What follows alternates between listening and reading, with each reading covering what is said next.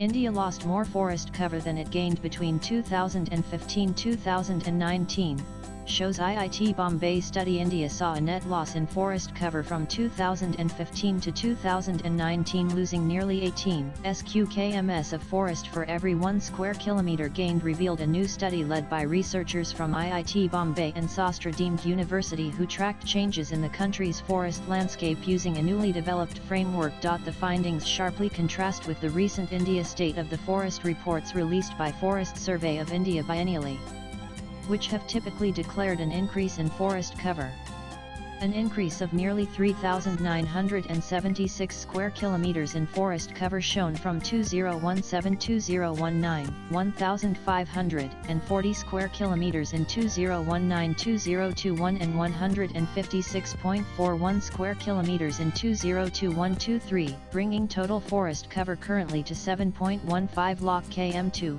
Almost 21.76% of the total geographical area. Our results clearly show that most of the newly added forests during 2015-2019 were islets, highly fragmented and ecologically vulnerable patches, which do not help much in connecting large forest areas, said co-author Professor Vasu Satyakumar from IIT Bombay.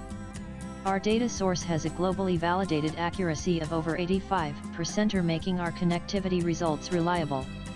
If FSI's data were made available in GIS-compatible format, our methodology could be readily applied to it. However, the researchers noted that the two reports are not directly comparable, as FSI does not assess forest connectivity, and uses a different criterion from the Copernicus Global Land Service (CGLS) to identify forests, defining forests as areas with at least 10% or tree cover, based on 23.5 meters resolution satellite imagery, without distinguishing between fragmented and continuous forests. On the other hand, IIT Bombay's new framework used the CGLS dataset that applies a 15% canopy threshold and a 100 resolution. Despite this, the study underscores the need to rethink how forest data is assessed and analyzed in the country, and underscores the need to move beyond the current quantity-based afforestation approach to explicitly incorporate structural connectivity into forest planning. The study has important implications, as it highlights questions about the effectiveness of afforestation programs across India. Even where forest cover seems to be increasing on paper, the real ecological benefits and resilience of those forests may be limited.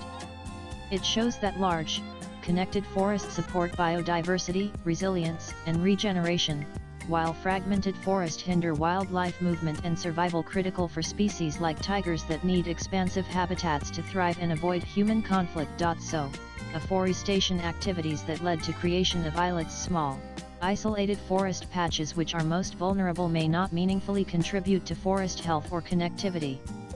The afforestation programs such as CAMPA or the National Mission for a Green India can benefit by focusing on strengthening existing coarse, large and intact forest habitats which are most resilient to deforestation and could potentially yield better connected and ecologically sustainable forests, said co-author Professor Raj Ramsankaran from IIT Bombay. According to the study, nearly half of the 56.3 square kilometre of gross forest gain occurred in Andhra Pradesh, Tamil Nadu, Karnataka, and Rajasthan, while Tamil Nadu and West Bengal together accounted for almost half of the 1,032.89 square kilometre of gross forest loss. Nanan swipe left for next video. The new framework, recently published in peer-reviewed journal Environmental Monitoring and Assessment, uses remote sensing data and open-source digital tools to map forest types and their connectivity at both the state and national levels.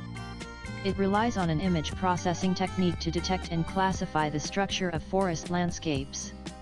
The researchers applied the analysis to digital forest cover maps of India for the years 2015 to 2019, obtained from the Copernicus Global Land Service (CGLS) land cover map. Unlike most previous studies on forest cover, which report only net gains or losses, this study mapped forest loss and gain separately.